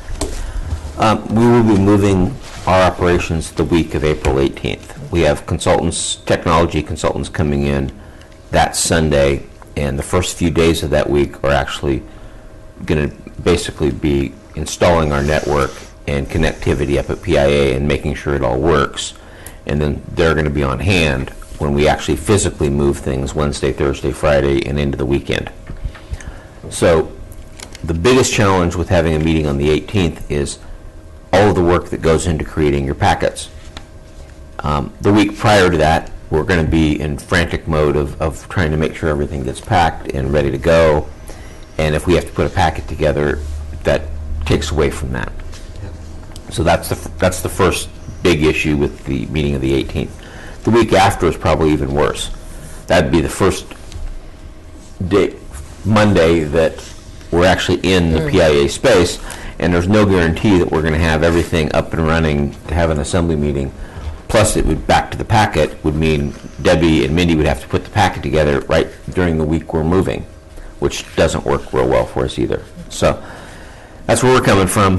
We would prefer to cancel it. I can tell you the mayor is not in favor of that. He spoke to me on the phone. He wants us to have the meeting. I'm sorry. We're kind of stretched here. We're getting down to the wire, and it's going to be really difficult. So if we have to have the meeting, moving it prior to April 18th would be the best for us.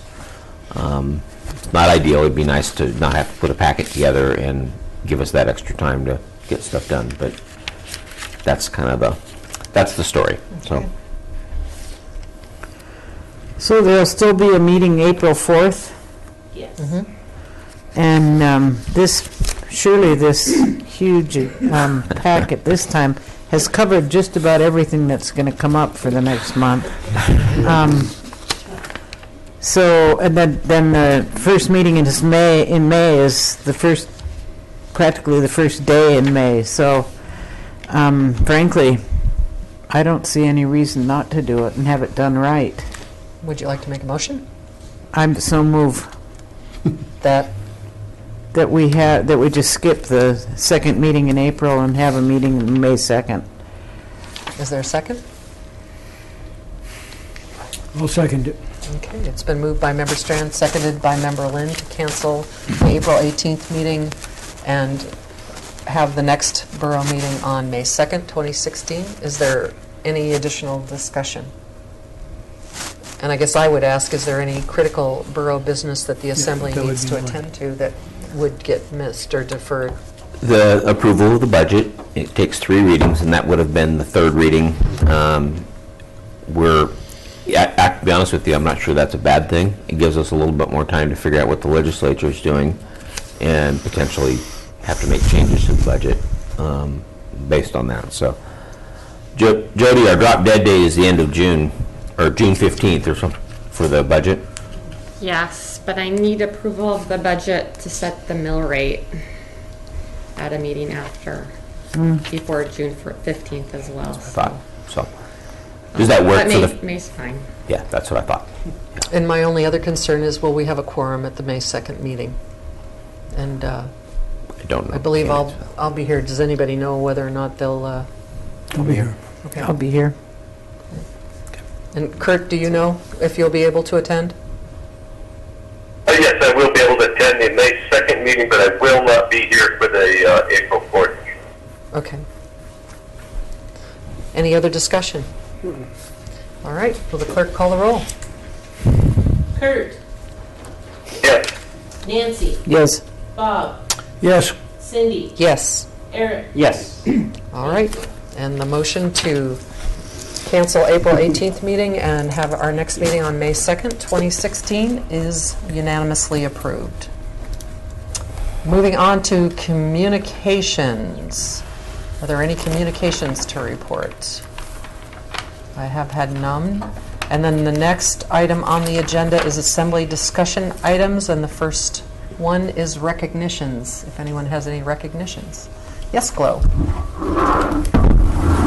Well, when I came in here tonight, before the meeting started, I asked Donnie if a public display of affection would be not appreciated. So instead, I decided to go ahead and thank him for all the hard work he's done all these years on behalf, and I know my fellow department heads share this. We've sure enjoyed working with him. He's been a great public advocate for Parks and Rec and all the other things that we do around the borough, so I appreciate all you've done. Specifically, I would really like to thank him for the last couple of weeks' work they've been doing out at Sandy Beach. That's a near and dear place to my heart, and I'm always encouraging him, giving him a little extra, and maybe kicking the you-know-what. But anyway, they've put in loads of sand out there. They're trimming trees. They're cleaning the place up. George Rice was in today, just thrilled about some of the work that he'd done. And so I appreciate all you've done for us, and especially out there. It's looking first class. So thanks, Donnie. Go ahead. Yeah. Well, I'd like to thank our Trooper Cody Lister for all his work he's done out there to take care of the abandoned cars at Packy's. He's done a fairly good job. There's a lot of empty spaces. Thank you. Well, and I just wanted to reiterate what Glo said, Donnie. I know you've been a tremendous help to the Chamber. 4th of July is a huge, huge, huge effort, and you've done a bang-up job with that, and also helping out with Mayfest activities. I think it's going to look pretty bare without Megan's pictures all over Parks and Rec office. And our first thought was, oh no, that's 6 kids out of our school system. But I do hear that the Coast Guard new recruits that are coming in this summer, a lot of them have children, so it won't be as big a blow as we anticipated, but you will be missed. And I planned thank it you that very way. much. All right. There was one. Go ahead, Nancy. I think also that there's been some abandoned cars removed from the airport long-term parking. There's still one dead car up there, but it sure looks like somebody's been cleaning up there too, which deserves to be recognized. Kurt, did you have something you wanted to add? Yeah, again, this is pertaining to Donnie. Donnie, representing the Petersburg Hockey Club, we would like to thank you for your tolerance. And I just hope the next person that takes place is just as tolerant with us as you have been. So thank you very much for your many years of service, and I wish you well wherever you're headed. And I got one email today from the State Council on the Arts, and I wanted to recognize Kylie Wallace as a finalist in this year's Poetry Out Loud. Over 3,600 students in Alaska alone participated, and Kylie was one of a handful that were recognized. The top prize for Poetry Out Loud is a $20,000 prize, so it's a pretty big deal to be a finalist. And congratulations. Yes, Donnie. We should also recognize, our state champion women's I'm so basketball sorry. team. Thank you so much for saying that. And then, also our men took second place in the state as well. That is correct. Those kids worked extremely hard. And The kids and the coaches. Absolutely. Great job. No doubt. And Dino was actually chosen as Coach of the Year, which is also something to be recognized. I've talked to some of the young men today, and there's some droopy faces, but the honest fact is they worked extremely hard, and they should be extremely proud of all they did. Anything else? All right. Well, the last item before Kurt gets to make a motion to adjourn is the marijuana ordinance, and we leave this on our agenda. A letter with opinions on marijuana questions was posted on the borough's website. We've received a response from Gary Morgan, and that's been added. And I believe we have one other one, and it may have only come to me, so I'll talk to you about that later. Okay. The questions are still on the borough website if people want to weigh in on how they feel about the marijuana ordinances and how we craft those. That's an opportunity to have your say. May I ask where we find them on the website? Jay and I were discussing it the other day, and he and I both kind of struggled trying to find the actual link. And evidently, we're wrong because assembly? enough people have found it. I'm looking. Okay. I didn't put it there, so I gotta find it too. I just would like it to make it as accessible as possible to the rest of the public, and I don't think I'm an idiot, and I still struggled finding it. Okay. No, you're definitely not an idiot. But we can talk up the basketball and the cheerleading squad while we're waiting for Deb to look at it. And the band kids. And the band Yes. kids, Yeah. that's true. Yeah. The band kids? Yeah, they were down in They, Southern Cal. I don't know the jazz band silver award. Sorry, I can't do this well without screwing it up. But jazz band scored something. Concert band did well, and I think they all had a really good time. So. Well, and I appreciate Matt Lenhart posting pictures of the activities on Facebook too. It was nice to be able to follow along with that. Wow. It's not under assembly. How about this? We'll find it and get try it to in. bring it To the front. more. We should bring it to the front. Yeah. There it is. And in the meantime, if people have comments, they can. They can email, Yeah. and the questions were about, should the borough have a separate local license for marijuana facilities if they should allow a marijuana facility on borough-owned property? Should the borough allow on-site use of marijuana at a retail location? Should the borough limit the hours of operation for a retail marijuana store? The state regulations state retail marijuana facilities must be closed from 5 a.m. to 8 a.m. each day. Should the borough set a maximum number of permits within the community? And the last question is, should the borough restrict any one of the 4 types of locations associated with marijuana businesses? And those 4 types are cultivation, manufacturing, testing, and retail. And if we can't find it on the web or can't direct you to it, I'm sure Debbie will print out a copy of the questions, and folks can come in and get those. Great. All right. Kurt, you're on. Well, okay, from the heart of the Sacro Herring Fisheries Central, I so move we adjourn. All right.